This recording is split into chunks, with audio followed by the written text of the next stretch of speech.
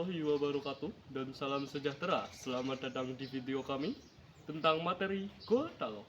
Kami adalah kelompok 7 dan kami akan membawa kalian dalam perjalanan yang menarik dan informatif.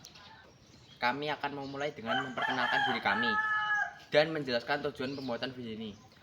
Selain itu, kami juga akan memberikan gambaran umum tentang materi yang akan kami bahas serta manfaat dari mempelajari tempat bersejarah seperti Gotalo. Nama saya Yoga Valdiansa, absen 36. Nama saya Dwi Mas Sanjaya, absen 11. Nama saya Rizky Hafid Nova Maulana, absen 33. Nama saya Supriyanto, absen 35. Tujuan kami dalam video ini adalah untuk memberikan wawasan mendalam tentang sejarah, geologi, dan keindahan alam Gotalo kepada kalian semua. Pada awalnya, daerah Goa terdiri dari 9 komunitas yang dikenal sebagai Bala Salipang.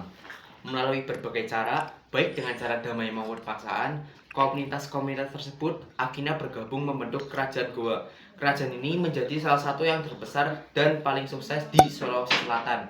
Selain itu, salah satu tokoh yang terkenal dari kerajaan ini adalah Sultan Hasanuddin yang memimpin Kerajaan Goa dalam peperangan Makassar 1666 hingga 1669 sebagai melawan VOC dengan dukungan dari Kerajaan Bone.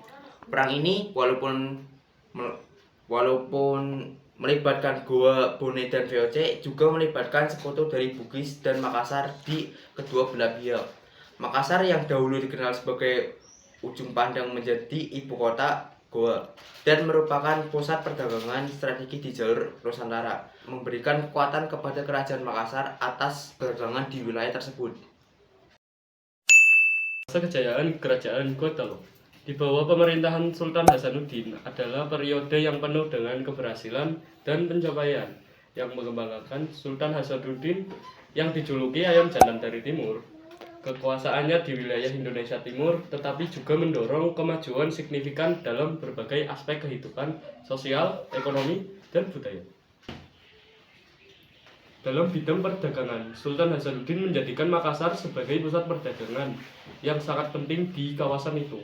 Melalui kebijakan dan bijaksana dan strategis, dia mampu memperluas jangkauan perdagangan Kerajaan Gotalo hingga wilayah-wilayah terpencil, memperkaya kerajaan tersebut secara ekonomi dan membawa kemakmuran bagi rakyatnya. Keberhasilan dalam memanfaatkan posisi geografis Makassar sebagai pusat perdagangan rempah-rempah memberikan keuntungan sebagai ekonomi kerajaan dan membuat menjadi pesaing utama di jalur perdagangan laut.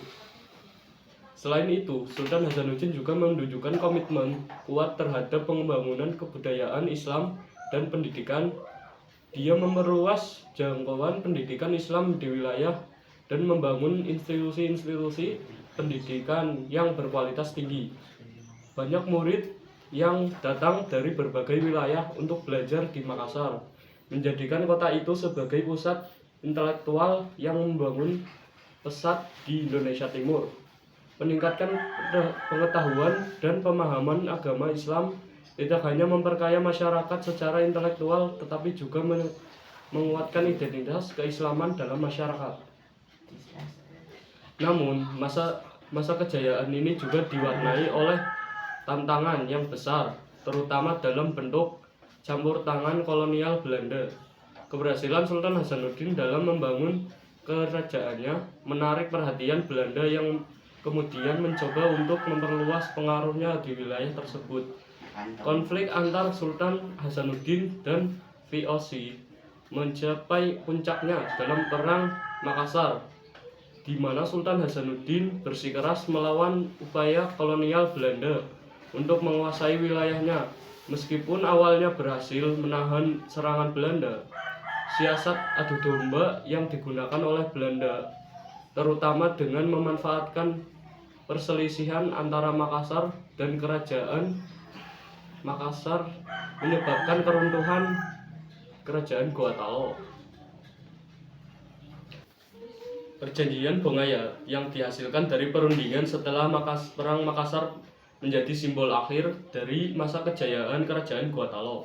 Meskipun runtuhnya tersebut merupakan pukulan bagi kekuatan lokal, warisan Sultan Hasanuddin tetap hidup dalam ingatan masyarakat Makassar dan Indonesia secara luas. Dia dihormati sebagai pemimpin yang berani dan gigih dalam mempertahankan kedaulatan dan kehormatan bangsanya, dan semangat perlawanan terhadap penjajah Belanda tetap menginspirasi generasi-generasi berikutnya. Pada abad ke-11, VOC berhasil menguasai sebagian besar kerajaan kecil Sulawesi, termasuk kerajaan Goa. Sultan Hasanuddin yang dikenal sebagai ayam jantan dari timur berusaha melawan dominasi VOC dengan gigih. Namun pasukan Belanda yang dipimpin oleh Cornelis Jansen Spilman menggunakan strategi militer yang lebih modern dan terorganisir, yang membuat posisi Goa semakin terdesak. Pertempuran demi pertempuran memaksa Sultan Hasanuddin untuk bertahan di wilayahnya yang semakin mengecil. Kerajaan Makassar akhirnya mengakui kekalahannya dengan menandatangani Perjanjian Bungaya pada 18 November 1667. Perjanjian ini sangat merugikan Goa karena memaksa mereka untuk menyerahkan benteng-benteng strategis dan mengizinkan monopoli dagang Belanda. Selain itu, Belanda menggunakan taktik politik divide et impera atau adu domba dengan menghasut Raja Bone Arumpalaka untuk memberontak melawan Goa. Hal ini memperlemah kekuatan Makassar secara signifikan karena mereka harus menghadapi serangan dari dua front, Belanda dan Bone.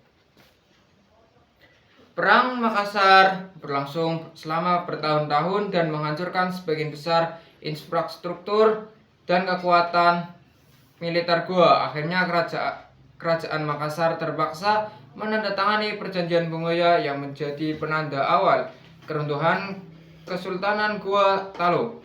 Sultan Hasanuddin turun takhta sebagai bagian dari perjanjian dan kekuasaan diserahkan kepada Sultan Amir Hamzah. Dengan kekalahan ini, Belanda memperkokoh pengaruhnya di Sulawesi dan menguasai jalur perdagangan penting di wilayah tersebut, menandai akhir kejayaan Kesultanan Goa Talo.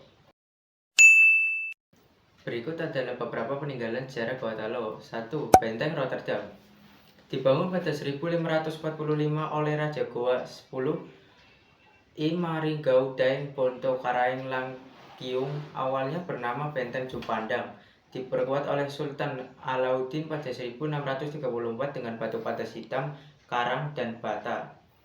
Pada 1655 sampai 1669, benteng rusak akibat serbuan VOC di bawah Cornelis Jansen Spilman. Pada 18 November 1667, setelah Perjanjian Bongaya, sebenteng diserahkan kepada VOC dan namanya diubah menjadi Fort Rotterdam. Dipugar pada 1970 dan kini menjadi Museum La Galigo seperti kantor. Ditunjuk sebagai benda cagar budaya pada 2010. Simbol perlawanan dan adaptasi budaya dari kolonialisme Belanda serta pusat pelestarian sejarah Sulawesi Selatan. 2. Benteng Sombaupu, pusat perdagangan dan pelabuhan penting pada masa kejayaan Goa Talo, menghubungkan perdagangan Asia dan Eropa. Direbut dan dihancurkan oleh VOC pada 1669, menyebabkan kerusakan parah dan terendam air laut selama berabad-abad. Ditemukan kembali pada 1980-an, direkonstruksi pada 1990-an, kini berfungsi sebagai museum. Menampilkan replika rumah adat, senjata tradisional, dan pameran yang mencerminkan kehidupan dan kebudayaan masa lalu. 3. Istana Balalompau, dibangun oleh Raja Imigiming Daeng Matutu pada 1936, berfungsi rumah Sultan Goa dan pusat pemerintahan. Jalan Sultan Hasanuddin nomor 48, Kota Sungguminasa, Kabupaten Goa. Rumah panggung khas Bugis Makassar dengan ukiran kayu ulin yang indah, simbol status dan kekuasaan kerajaan. Menyimpan berbagai artefak kerajaan, termasuk senjata tradisional, pakaian adat, dan benda pusaka lainnya. 4. Masjid Katangka dibangun pada 1603 atau awal abad ke-18, digunakan sebagai benteng pertahanan oleh Kerajaan Goa Talo. Kelurahan Katangka, Kecamatan Sombaupu, Kabupaten Goa, merupakan masjid tertua di Sulawesi Selatan. Memiliki atap tumpang tiga yang mencerminkan gaya tradisional Makassar dengan tiang-tiang penyangga dari kayu jati. Selain tempat ibadah, juga digunakan sebagai tempat pertemuan dan markas pertahanan selama masa perang melawan penjajah. Istana Tamalait dibangun oleh Niva Surgawi Tumarungga pada awal abad ke-14. Istana pertama sebelum dipindahkan ke Benteng Sombaupu. Bangunan asli sudah punah, yang ada sekarang adalah replika berdasarkan penelitian sejarah dan arkeologi. Menandai awal mula berdirinya Kerajaan Goa, simbol sejarah dan kekuasaan kerajaan. Istana ini merupakan simbol awal mulai berdirinya Kerajaan Goa sebelum akhirnya berpindah ke Benteng Sombaupu. Kompleks Pemakaman Raja-Raja Goa. Lokasi di halaman Masjid Katangka, Kelurahan Katangka, Kecamatan Sombaupu, Kabupaten Goa. Tempat pemakaman Raja Hasanuddin yang wafat pada 1670 di usia 41 tahun. Dan Sultan Alauddin, raja yang mengembangkan agama Islam pertama di Kerajaan Goa, serta 71 makam kuno dengan berbagai bentuk nisan. Keunikan makam bersejarah yang menunjukkan pengaruh Islam dalam kerajaan dan hubungan erat antara pemimpin dan tempat ibadah. Terdapat prasasti yang menjelaskan silsilah dan sejarah para raja yang dimakamkan di sini, menarik pengunjung ingin belajar tentang sejarah Goa. Peninggalan-peninggalan ini menggambarkan kekayaan sejarah dan budaya Kerajaan Goa Talo, serta upaya untuk melestarikan warisan tersebut hingga kini. Mereka mencerminkan kejayaan masa lalu, adaptasi terhadap pengaruh luar, dan pentingnya peran agama serta pemerintahan dalam struktur kerajaan. Terima kasih telah menemani kami dalam video ini tentang Goa Talo. Kami berharap kalian mendapatkan wawasan baru dan semakin tertarik untuk menjelajahi keajaiban alam dan sejarah di sekitar kalian. Jangan lupa untuk like, share, dan subscribe untuk mendukung kami. Lonceng.